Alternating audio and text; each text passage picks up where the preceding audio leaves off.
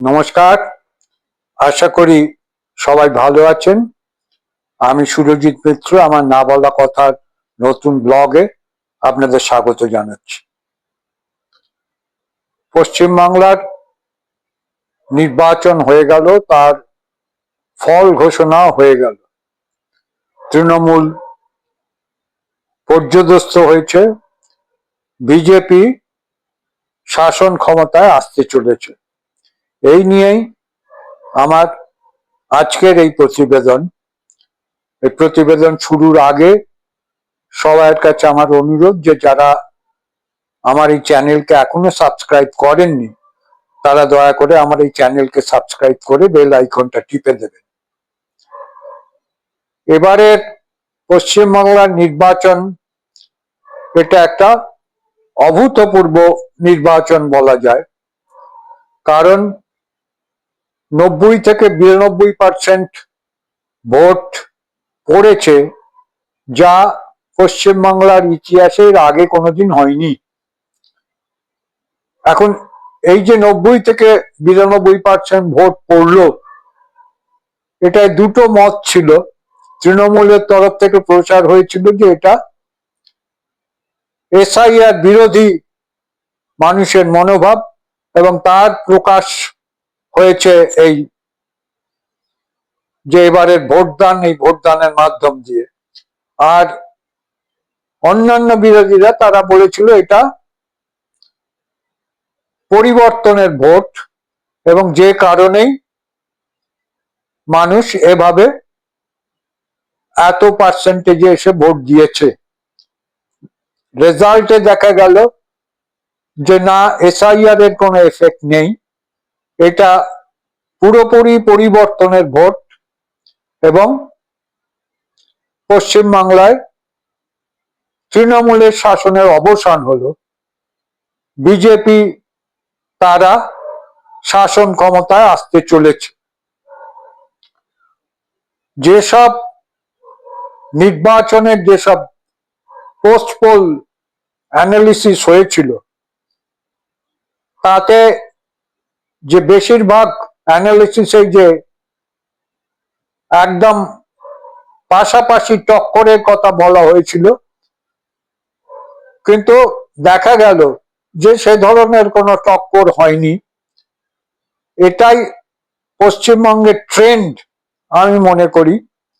এর আগেও 2021-এও যখন ভোট হয়েছিল, তখনও এই পোস্ট পোল অ্যানালিসিসে বলা হয়েছিল যে একদম নেক টু নেক কন্টেস্ট, কিন্তু দেখা গেল যে তৃণমূল তারা 211 সিট পেয়ে গেল এবং বিজেপি 77-এ থেমে গেল। এবারেও তেমনি ঘটনা ঘটতে চলেছে। বিজেপি তারা 208 সিটের ওপর চলে গেল এবং 80-র মধ্যেই তৃণমূল সীমাবদ্ধ হয়ে রইল। অর্থাৎ পশ্চিমবঙ্গের মানুষ যখন ভোট দেয়, তখন যাকে ভোট দেয় তাকে এমন ভাবে ভোট দেয় যাতে সে বলতে না পারে, সেই দল বলতে না পারে যে না, আমরা সেইভাবে মেজরিটি পাইনি বলে আমরা কিছু করতে পারছি না। তাকে ঢেলে মেজরিটি দেয়। এটাই পশ্চিমবঙ্গের ট্রেন্ড। সেই ট্রেন্ডই এবারে বজায় থেকেছে। এখন এবারের যে ভোট, এই ভোটকে অ্যানালিসিস করে দেখা যাচ্ছে যে এই ভোটে বিশেষ করে শহর এবং শহরতলির মধ্যবিত্ত বা উচ্চবিত্ত লোকেরা, তারা কিন্তু তৃণমূলের এগেনস্টে ভোট দিয়েছে। এই ভোট যত না বিজেপির পক্ষে ভোট, তার থেকে অনেক বেশি তৃণমূলের বিরুদ্ধে ভোট, সেই ভোট গেছে। এবং এই মধ্যবিত্ত উচ্চবিত্ত হিন্দু লোকেরা বিশেষ করে, তারা কিন্তু বিজেপিকে ভোট দিয়েছে। এমনকি বিভিন্ন প্রচার যেসব হয়েছিল, প্রচারেও যে কোনো খুব একটা কাজ হয়নি, মানুষ যে ডিটারমাইন্ড ছিল ভোট দেওয়ার ক্ষেত্রে, তারও কত কিছু কিছু উদাহরণ দেখা যাচ্ছে। যেমন এটা বলতে পারা যায় যে উত্তরপাড়ার যে নির্বাচন, সেখানে বিজেপির যে ক্যান্ডিডেট, সেই ক্যান্ডিডেট কিন্তু প্রচারের আলোতে একদমই ছিল না। এমনকি বিজেপির লোকেরাও তার হয়ে খুব একটা প্রচারে নামেনি, অথচ সেই ক্যান্ডিডেট কিন্তু উত্তরপাড়ায় জিতে গেল। এবং এবারের ভোটে মুখ্যমন্ত্রী সহ মন্ত্রীরা বিশেষ করে একের পর এক কিন্তু তারা পরাজিত হয়েছে।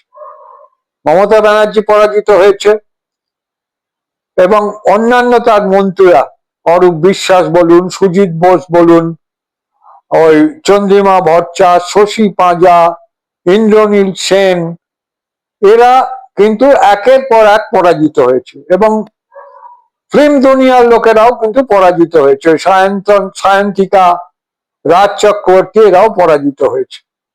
অন্য হয়তো জিতেছে, কিন্তু বিশেষ করে মন্ত্রীদের টার্গেট হয়েছিল যে বেশিরভাগ মন্ত্রী কিন্তু তারা পরাজিত হয়েছে। এবং এই পরাজয় একটা বিশেষ বিশেষ বিষয়কে সামনে নিয়ে চলে আসছে, যে এই পরাজয় শুধুমাত্র যে হিন্দুত্বের জয় তাও নয়। নিশ্চয়ই হিন্দুদের একটা বড় অংশ তারা বিজেপিকে ভোট দিয়েছে, কিন্তু মুসলমানদের একটা অংশও কিন্তু বিজেপিকে ভোট দিয়েছে। তাহলে মালদায় এই ধরনের সিট হতে পারে না বিজেপির, বা দক্ষিণ 24 পরগনাও তারা এই ধরনের সিট পেতে পারে না। আসলে মমতার যে ভোট ব্যাংক, মুসলিম ভোট, যাকে মমতা ব্যানার্জি দুধের গাই বলতো, সেই ভোট ব্যাংক কিন্তু এবারে ভেঙে গেছে। মুসলিম ভোট কিন্তু এবারে একদম বিভিন্ন দলের মধ্যে ছড়িয়ে পড়েছে। তুলনামূলকভাবে হিন্দু ভোট কিন্তু কনসলিডেটেড হয়েছে, কিন্তু তার মানে এই নয় যে মুসলমান ভোট বিজেপি একদম পায়নি। শুভেন্দু অধিকারী ভবানীপুরে জেতার পর যে সাংবাদিক সম্মেলনটা করলেন,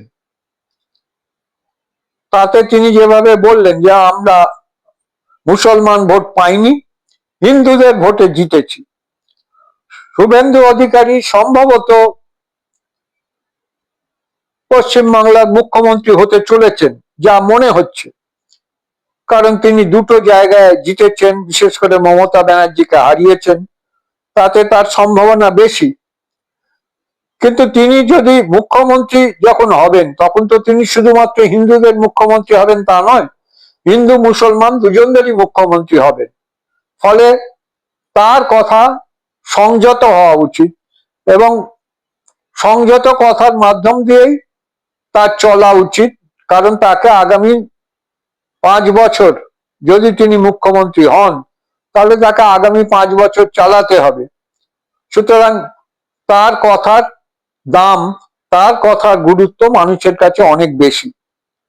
আমি জানি না শুভেন্দু অধিকারী মুখ্যমন্ত্রী হবেন কিনা, কারণ বিজেপিতে আরো মুখ্যমন্ত্রী হবার যোগ্য লোক আছে। এখন সেটা বিজেপি ঠিক করতে পারবে যে কে মুখ্যমন্ত্রী হবেন তাদের। কিন্তু আমি যেটাকে বলতে চাইছি যে এই বিজেপির যে বিরাট জয়, এর শুরুটা কিন্তু বামপন্থীদের হাত ধরেই হয়েছিল। কারণ মমতা ব্যানার্জির বিরুদ্ধে বা তৃণমূলের বিরুদ্ধে লাগাতার আন্দোলন যদি কেউ করে থাকে, সেটা বামপন্থীরাই করেছে, সে আইনি ভাবেই হোক আর রাস্তায় নেবেই হোক। বিশেষ করে বিকাশ রঞ্জন ভট্টাচার্যের কথা তো বলতেই হয়, যিনি আইনি রাস্তায় হাইকোর্ট, সুপ্রিম কোর্টে তৃণমূলের একের পর এক দুর্নীতিকে তিনি সামনে এনেছেন, এবং প্রকাশ পেয়েছে যে দুর্নীতিগুলো, সেই শিক্ষা ব্যবস্থার ক্ষেত্রেই হোক বা অন্য ক্ষেত্রেই হোক, বা ওই রাজ্য সরকারি কর্মচারীদের ডিএর মামলাই হোক, বিকাশ রঞ্জন ভট্টাচার্য কিন্তু এই সমস্ত কেসেই তৃণমূলের বিরুদ্ধে দাঁড়িয়ে জয়লাভ করেছে। আর একটা কথা, সেই 9ই আগস্ট 2024 কথা, যেদিন ওই বুদ্ধদেব ভট্টাচার্যের মরদেহ এনআরএস হসপিটালে দিয়েই মীনাক্ষী কলতানরা ছুটেছিল আরজি করে ওই গাড়ি আটকাতে, অভয়ার, এবং তারাই গাড়ি আটকেছিল বলেই সারা পশ্চিমবাংলা ব্যাপী একটা আন্দোলন গড়ে উঠেছিল মহিলাদের সুরক্ষার প্রশ্নে, যার ফল কিন্তু বিজেপি পেয়েছে। এবারে লক্ষণীয় বিষয় হচ্ছে যে পুরুষদের চেয়েও মহিলারা বেশি ভোট দিয়েছে। মমতা ব্যানার্জি যেটা ভেবেছিল যে মহিলারা তাকেই ভোট দেবে কারণ তিনি লক্ষ্মীর ভান্ডার দেন, কিন্তু ঘটনা যেদিকে গেছে মহিলাদের একটা বড় অংশ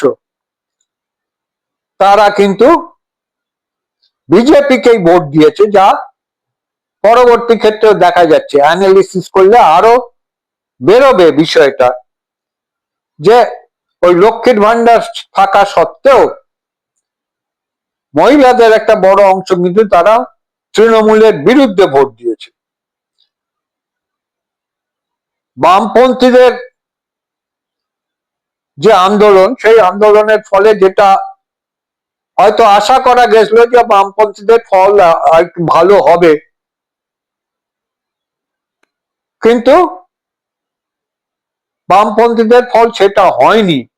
এখন একদম যেটা ডিসিশনস হয়ে গেছিল, ভোটটা হয়েছিল পোলারাইজড একদম, হয় তৃণমূল অথবা তৃণমূলের বিরুদ্ধে যাকে মানুষ মনে করেছে যে হ্যাঁ একে ভোট দিয়ে দিয়ে সে তৃণমূলের বিরুদ্ধে জিততে পারবে, এই ভিত্তিতেই তারা কিন্তু ভোটটা দিয়েছে এবং বিজেপি এই ভোটটা পেয়েছে। বামপন্থীদের হয়তো শূন্যর গেরো কেটেছে। আমি ভেবেছিলাম যে অন্তত 3-4টে সিট পাবে, কিন্তু যেটা দেখা যাচ্ছে একমাত্র ডোমকলের সিট তারা জিতেছে। আমি ভেবেছিলাম জলঙ্গি জিতবে বা করণদিঘি জিতবে, সেটা হয়নি। যাই হোক, আজকে একটা পরিবর্তন হলো এবং নতুন সরকার এলো। বিজেপির ক্ষেত্রে একটা বৃত্ত কমপ্লিট হলো, কারণ পূর্বাঞ্চলের প্রায় সমস্ত রাজ্যেই বিজেপি ছিল, সে বিহার, উড়িষ্যা, ত্রিপুরা, আসাম, একমাত্র পশ্চিমবঙ্গ বাইরে ছিল। এবারে পশ্চিমবাংলাও বিজেপি এলো। আমার ধারণা যে বিজেপি প্রথম দিকে হয়তো খুবই সন্তর্পণে তারা তাদের যে শাসনকাল, সেই শাসনকাল তারা চালাবে। তারা কতগুলো ইঙ্গিত দিতে আরম্ভ করছে তাদের কাজের মাধ্যম দিয়ে, সেটা কতটা তারা রাখতে পারবে জানি না। যেমন যে প্রশ্ন তৃণমূল তুলেছিল যে বিজেপি এলে মাছ খাওয়া বন্ধ করে দেবে বা মাংস খাওয়া বন্ধ করে দেবে, আজকে যেটা দেখা গেল বিজেপি তাদের সদর দপ্তরে মাছ ভাত চলছে খাওয়া, এই জেতার পর, যেটা নিশ্চিতভাবেই একটা পশ্চিমবঙ্গের মানুষের ক্ষেত্রে বার্তা গেল।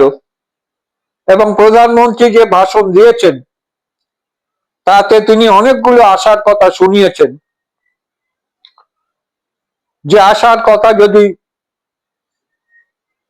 ঠিকভাবে বিজেপি পালন করতে পারে তাহলে নিশ্চয়ই বিজেপি তার একটা প্রতিষ্ঠিত ব্যবস্থা করতে পারবে। বিশেষ করে পশ্চিমবাংলার ক্ষেত্রে, যেটা পশ্চিমবাংলা ক্রমশ ক্রমশ ক্রমশ ক্রমশ পেছিয়ে পড়ছে, বিশেষ করে কর্মসংস্থানের প্রশ্নে, শিল্পের প্রশ্নে যদি পশ্চিমবাংলা এগোতে পারে সেটাই সবার কাম্য। যে ওই নন্দীগ্রাম এবং সিঙ্গুর দিয়ে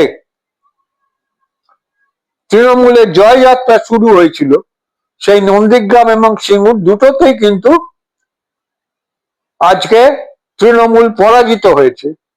ফলে যেটা বোঝা যাচ্ছে যে একটা বার্তা কিন্তু সর্বক্ষেত্রেই এসছে যে শিল্প চাই এবং শিল্প গড়ে তুলতে হবে, মানুষের কাজ চাই, মানুষের হাতে কাজ দিতে হবে। যদি বিজেপি দিতে পারে তাহলে তারা নিশ্চয়ই স্থিত হবে।